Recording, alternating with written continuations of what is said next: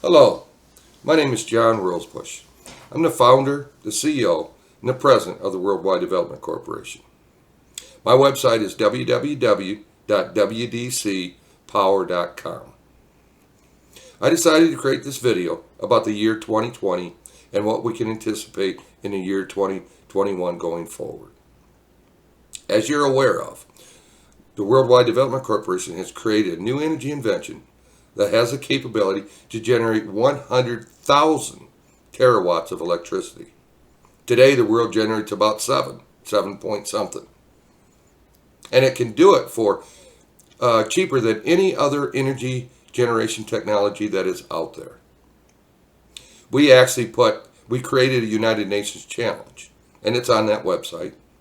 The United Nations challenge states, the Worldwide Development Corporation cannot generate 100,000 terawatts of electricity worldwide, 24/7 firm energy, for 5% or less of the cost of wind and solar, will give up the rights to the new energy invention and close down the Worldwide Development Corporation. So we stand behind what I estimate the cost is and the capabilities. No other company in the world would ever dream of saying that or standing behind it. That's how confident we are in the capabilities of this new energy invention. We haven't asked for a penny from anybody during the entire 15-year existence of research on generating kinetic energy from river flow without rivers, by the way. The year 2020 has been filled with the presidential election here in the United States. It's taken all the oxygen out of the air, all of it. So I decided way back during the pandemic and the presidential election to put the Worldwide Development Corporation on hold. As the election wound down, I started writing articles. And I wrote articles about the capabilities of this new energy invention. One of the articles talks about the detailed capabilities of it. By the way, these videos are on my website. The detailed capabilities of this new energy invention are powerful, extremely powerful. We have the ability, if we implement this technology and overlap the different electricity grids around the world, to create a full backup, complete 99% backup capabilities. You can't have one energy source without that. And we anticipate this new energy invention will power everything on our planet. It's that cheap of energy. $400 million a gigawatt is extremely cheap, cheaper than anything by a long shot. Imagine 24/7 electricity without any intermittency or anything else. Firm energy powering our entire planet for $400 million a gigawatt. So people say, well, oh, what is a gigawatt? Well, let's go through the different definitions of electricity so you're aware of it.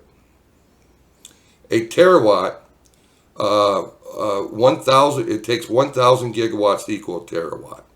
It takes 1,000 megawatts to equal 1 gigawatt. And it takes 1,000 kilowatts to equal 1 megawatt. So that's the definition. Today, the world generates about 7.5 to 8 terawatts of electricity worldwide. This new energy invention has the ability to generate 100,000 terawatts. That's enough energy to power 15,000 Earths. Now, the detailed capabilities video that I created talks about overlapping these all around the world. Now, we have the capability to create different size units, but the most popular size and the most cost-effective size that we anticipate will be the 1 gigawatt units. Now, if it's too much energy, these new energy invention units, the supply can be cut down to match up with the demand, which is very powerful. So let's think about this, folks. If we implement this all around the world and overlap the units everywhere around the world, and we have the capability to match up supply and demand, what's that do? That allows us to power the entire planet without any human intervention. Any human intervention. Unless there's an emergency. The capabilities also allow us to fix almost everything that could go wrong with these power units temporarily. And then the next day during normal maintenance hours to permanently correct it. You know, the biggest thing that I haven't talked about much, I've talked about it, but I haven't actually created a video about it, which is extremely important.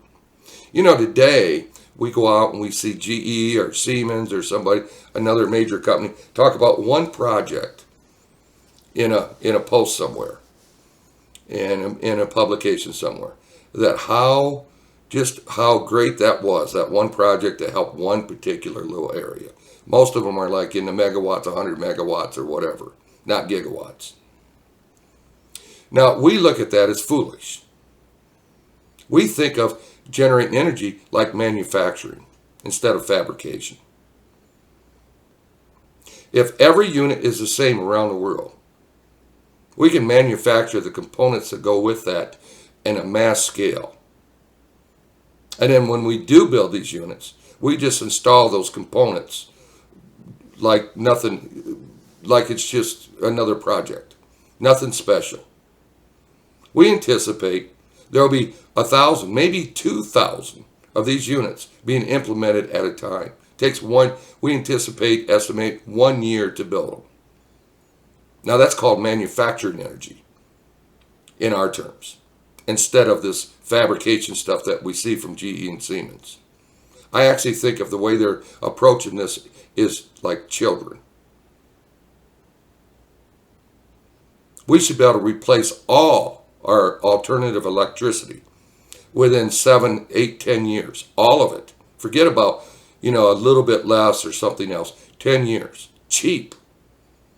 And even enough to power our land transportations, maybe with just a few more years added onto that.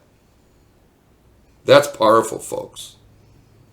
That changes our entire world energy system. And think about what I said about to power the world without any human intervention. Now, that's just through power generation. That is true that after you get through power generation, you got electrical grids, you have transformers and all the things. But we anticipate, since we're doing this similar to a manufacturing, they should be able to do the same thing with transformers, etc., in the downstream, or in other words, the electrical grid systems around the world. This is the 21st century, folks. This is not the 20th century. We need to get off oil. Now, I haven't talked about oil here, so let's talk about it. Right now, BP predicts 50 years of oil remaining. 50 years. My God, our kids are going to live that long. Especially, or at least our grandkids will, right? And then we run out of oil. What do we do when we run out of oil, folks? We can't have a modern society because oil stocks are petrochemical stocks to make plastics, etc., that make a modern society even possible. What do we make everything out of? Wood, tin, glass? I don't think so. Look around. Everything is made out of plastics. If we don't have oil, we don't have plastics. And if we don't have plastics, we don't have a modern society. And it's not just oil. It's not just plastics that's made from oil. It's shingles. It's tires. It's blacktop. So many things in our society depend on oil. Why? Because we've had an overabundance of oil for the last 100 years. And that's what we developed to make things out of. What else? You can't grind up rock and make something. I mean, people need to understand how critical oil is to the future of the human race. We are now talking about the sustainability of the human race. This is not just cheap energy. We're talking about your future, your kids' future, the future of the human race. This is critical. What else do we need to do? How do we preserve oil? We need to recycle products. There needs to be recycle centers built all over the world in order to preserve that oil. If we don't solve this, everything else is a moot point. all this money to be made, all this other stuff that's going on, makes no difference whatsoever if we are not a sustainable planet. We need to figure this out, and this needs to be taken extremely serious. You know, I continue to post things on social media. Well, it's just not some game. I'm posting something out here. This is that critical. And the scientists and engineers that hear this, to ignore it, is foolish. What's going to happen in 2021? Well, the first thing is the Secretary General friended me on Facebook, of all places, but he has been communicating with me. I hope he does a bunch more. He needs to. Because this is going to take the whole world. Now, recently, I wrote a letter to President Biden. You know, and if President Biden says, yes, it's glorious and all that stuff, it means very little. The United States makes up 4% of the population around the world. In order to create a sustainable planet, we need the entire world to engage. And not just through the Paris Agreement, but with a bunch of diplomats talking about, well, we need to reduce a little bit by the year 2050. We're going to be dead, folks, if we're not careful. All of us. We start to run out of oil. We'll never get to the point where we ran out of oil. There'll be world wars over the remaining oil. So what? Does that mean the best military in the world is going to survive? No. Nuclear weapons will be released and all hell will break out around the world. This is not kidding. There's no joke about this. And the oil shortages that we see coming are not like the 1970s. We've exploited the oil all over the world. Even Saudi Arabia overstating their oil reserves is not a game. We're getting ready to run out of oil. They just estimated that there's 90 billion barrels of oil in the Arctic. And people go, wow, wow, wow, right? That's a 3-year world oil supply. So if the Arctic melts, which will rise, the seas will rise all over the world, we get 3 more years of oil. When are people going to start taking this seriously? This is not a joke, folks. The North Dakota, Montana oil shale find in the United States that had all this hoopla, that's less than a 4-month world oil supply. And yet we in the United States, for some odd reason, think, oh my gosh, that's just the greatest thing in the world. Australia. Looks like they may have a big oil find. What, 5 years, 7-year oil? That's it? So what, we go from 50 years to 60 or 70 years before we destroy ourselves? Now, I've put out this United Nations challenge. I have never asked anybody for not 1 cent. Not 1 penny. And I'm not being taken seriously. And put up the entire company at risk. I'm an educated man. I am no different than all the other people that out there that's, you know, talking about all kinds of... I'm educated. Now, the stuff I put together for the UN Challenge is top-notch. The engineering is second to none. The 3D drawings are awesome. One of the drawings even show the new energy invention in operation. The prototype looks almost exactly like what the installation will look like once it's implemented around the world. It isn't some theory on some desktop. This is practical stuff, people. This is real.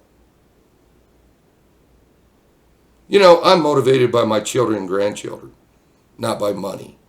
I think that's what bothers people.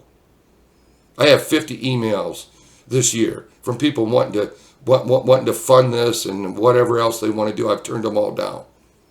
This is not about money. This is too important. I could be offered $5 trillion and turn it down. This is about the survival of the human race. I turned to social media because everybody I talked to prior to this was only interested in either stealing the invention or just making a bunch of money.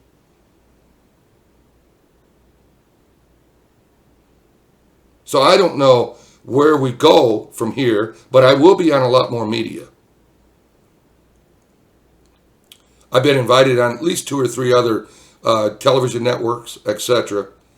I'm not even sure which ones they are. I think one's overseas. And But I will be out there, and I will be talking about this. And as soon as everybody starts to get this vaccine, and we start having more herd immunity, I will go out there even a lot further. Right now, we're kind of locked up in our offices around the world. I'm hoping President Biden responds. And I'm thinking the Secretary General will. And there's other people out there that have been responding. It's just not the right partners that I need to move forward. But you'll be hearing a lot more of me during the year 2021. Right now, I don't have the vaccine yet, and I don't want to go out there and die, so I can't go nowhere. So what I'm doing now is putting out the year in, and hopefully I'll be on some Zoom calls and television networks, etc. But this is critical. It's critical we solve this and solve it now. I'm going to talk about wind and solar. You know, I hate to do these types of things because I don't want to knock hardworking people. But intermittent energy will never be able to power our planet. It's based on the weather. What's wrong with people? You can't power a steady flow of energy through the weather. It'd be just like the Indians doing rain dances back in the 1800s, 1900s. I mean, this is ridiculous. Now, you know, I know they're doing it just to make money, but they know better. The same with the major oil companies.